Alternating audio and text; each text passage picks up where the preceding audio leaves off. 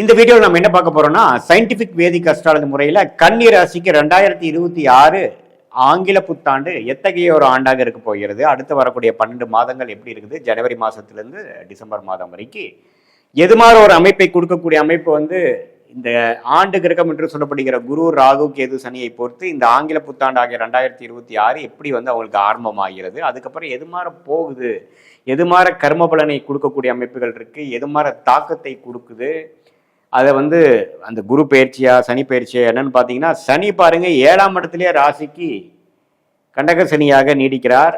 அதில் ஒரு மாற்றமும் இல்லை, வருடம் முழுதும் அப்படிதான் இருக்கிறார். ராகு கேதுக்கும் பார்த்தீங்கன்னா கிட்டத்தட்ட டிசம்பர் மாதம் வரைக்குமே பெரிய மாறுதல் இல்லாமல் ராகு 6ஆம் இடத்திலும் 12ஆம் இடத்துல கேதுவும் இருக்கிறார்.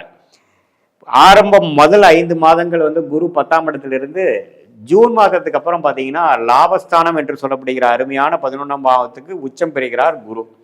ஸோ இதுலேருந்து நான் எப்படி பலன்கள் எடுக்கலாம் அப்படின்னு பார்த்தீங்கன்னா, கன்னி ராசிக்கு 2 விதமாக எடுக்கலாம். முதல் ஃபர்ஸ்ட் ஆஃப் என்று சொல்லப்படுகிற முதல் 5 மாதம், அதுக்கப்புறம் செகண்ட் ஆஃப் என்று சொல்லப்படுகிற ஜூன் மாதம் முதல் டிசம்பர் மாதம் வரை. அது எப்படி ஒரு அமைப்பு கொடுக்குதுன்னு பார்த்தீங்கன்னா, 7ஆம் இடத்துலேருந்து சனி தசை நடக்கும், சஞ்சாரம் போயிட்டு இருக்கும் பொழுது கன்னி ராசிக்காரர்களுக்கு இந்த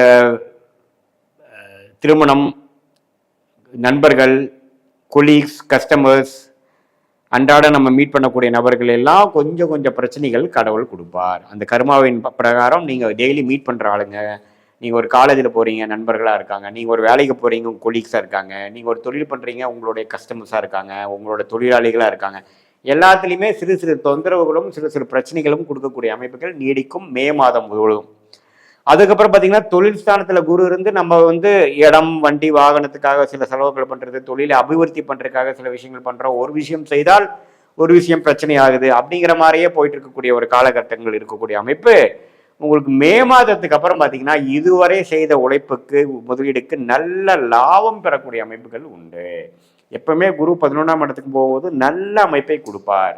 என்ன கொடுப்பார், இதுவரை நீங்க கடந்த 1 வருஷம் 2 வருஷமா என்னென்ன திட்டங்கள் தீட்டி நீங்க செயல்பட்டீங்களோ அதுக்கு வேணுங்கிற பலனை கொடுப்பார், லாபத்தை கொடுப்பார், அது வேணுங்கிற ரிட்டர்ன்ஸை கொடுப்பார். அதை எடுத்து நீங்க சாதகமான சில பிரச்சனைகளை நீங்கள் சால்வ் பண்ணிக்கணும். குடுக்கல் வாங்கல் பிரச்சனையை சால்வ் பண்ணிக்கணும், லோன் இருந்ததுன்னா கொஞ்சம் குறைச்சிக்கணும், அது மாதிரி விஷயங்கள் பண்ணுக்கணுங்கிறதா ஜோதிட ஆலோசனை. ஏன்னா சனி 7ஆம் இடத்துலேருந்து பார்த்து ஜாதகரை ஸ்ட்ரெஸ்ஃபுல்லாகவே வச்சிருக்கக்கூடிய அமைப்புல, சரி பரவாயில்ல இந்த பணத்தை எடுத்து இன்னுமே அபிவிருத்தி பண்ணுவோன்னு போனோம்னா அது இன்னுமே ஸ்ட்ரெஸ் அதிகமாகவும் நம்மளுடைய வேணுங்கிற ஆதாயத்தை நம்ம பெற முடியாமல் போயிடும். அதனால ரொம்பவே பார்த்தீங்கன்னா இன்னுமே சில விஷயங்கள் ஓரளவுக்கு லாபங்கள் வர காலத்தில் நம்ம லாபத்தை எடுத்து சில பிரச்சனைகளை சால்வ் பண்ணிட்டு அடுத்த வரக்கூடிய காலகட்டத்தில் நீங்கள் முன்னேறக்கூடிய பாதைக்கு போகக்கூடிய அமைப்புகள் தேவைப்படுது. குழந்தைக்கு பேர் எதிர்பார்க்கிற தம்பதியர்கள் குழந்தை பேர் வரக்கூடிய அமைப்புகள், திருமண தடைகளால் பாதிக்கப்பட்டவர்கள் திருமண விஷயங்கள் திடீர்னு நடக்கக்கூடிய அமைப்புகள், அதே சமயத்தில் காதல் கல்யாணம் பண்ணிட்டு காதல் செய்து கொண்டு நம்ம பெற்றோர்களின் சம்மதம் இல்லாமல் இருக்கிறவங்களுக்கு திடீர் சம்மதம் கிடைக்கக்கூடிய அமைப்புகள் என்று நல்ல நல்ல விஷயங்கள் நடக்கக்கூடிய அமைப்புக்கு ஜூன் மாதத்திலிருந்து நல்ல பலனை எதிர்பார்க்கலாம் கன்னிராசிக்காரர்கள்.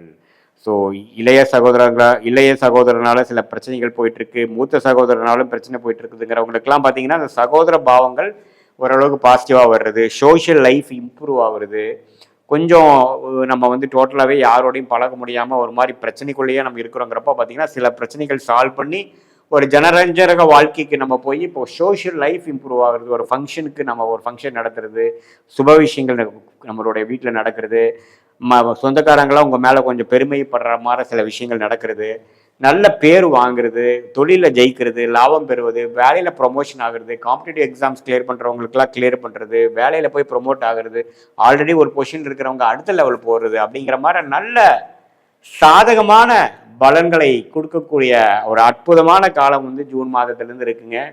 அதை நல்லா யூஸ் பண்ணிக்கணும். ஆனால் என்னதான் இருந்தாலும் 7ஆம் இடத்துல இருக்கக்கூடிய சனி பார்த்தீங்கன்னா சிறு சிறு தொந்தரவுகள் உறவுகள் விஷயத்துலையும் தொழில் விஷயம் வேலை விஷயத்துலையும் கொடுக்க தான் செய்யும். அதெல்லாம் நீங்கள் பொருட்படுத்தாமல் மேற்கொண்டு போய்கொண்டே இருக்கணும். ஒரு லாபம் வந்ததுன்னா அந்த லாபத்தை கவுண்ட் பண்ணுற மாதிரி சில நல்ல முதலீடுகளோ ஒரு கடனை அடைத்தலோ அது மாதிரி சில விஷயங்கள் செய்து கொள்ள வேண்டும்.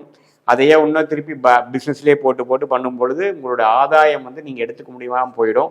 அதை நீங்கள் பார்த்துக்குங்க. மற்றபடி பார்த்தீங்கன்னா மாணவர்களுக்கு ஜூன் மாதம் அடுத்த இந்த அகாடமிக் இயரோட அடுத்த அகாடமி இயர் நல்லா படிக்கக்கூடிய அமைப்பு இருக்குது.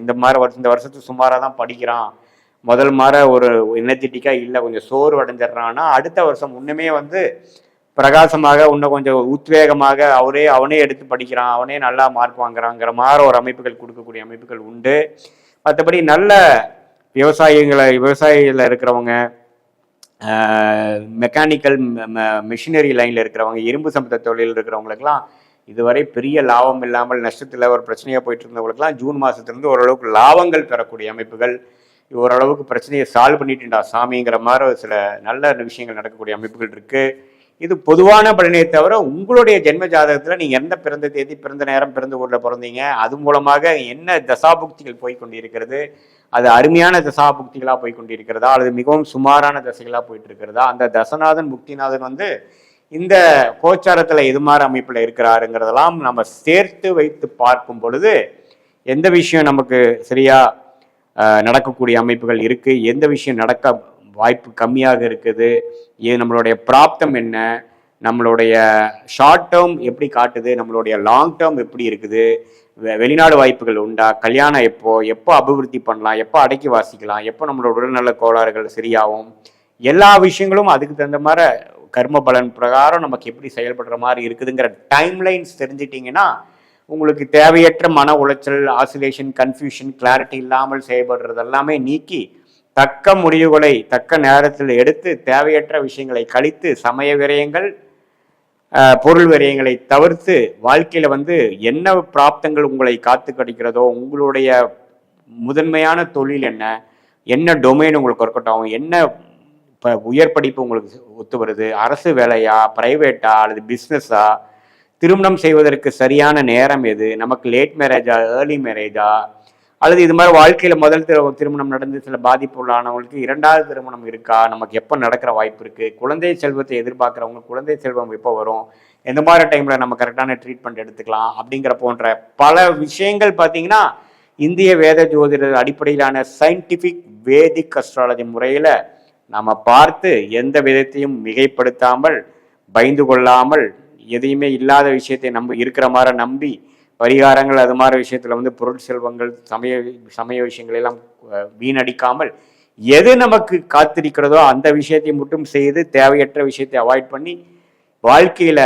எளிதில் நம்மளுடைய கர்மா இருக்குதுங்கிறது தெரிந்து, நம்மளோட பிராப்தத்தை தெரிந்து அது பிரகாரம் திட்டங்களை தீட்டி நீங்கள் செயல்படுவீங்க என்றால் கண்டிப்பாக வாழ்க்கையில் பார்த்தீங்கன்னா எளிதில் வெற்றி பெற்று உங்களுடைய பொட்டென்ஷியல் என்னவோ, உங்களுடைய வாழ்வாதாரத்துக்கு வேணுங்கிற பொட்டென்ஷியல் என்னவோ, ஃபார் எக்ஸாம்பிள் நீங்கள் 100%ல் வந்து ஒரு 80% இந்த டைமில் நீங்கள் ஜெயிப்பீங்கிற மாதிரி இருந்தால் அந்த 80% எளிதில் வெற்றி பெற்று தேவையற்ற விஷயங்களை தவிர்த்து வாழ்க்கையில் எளிதில் வெற்றி பெற முடியும் என்று சொல்ல விரும்புகிறேன். மீண்டும் மற்றொரு காணொளியில் சந்திப்போம். நன்றி, வணக்கம்.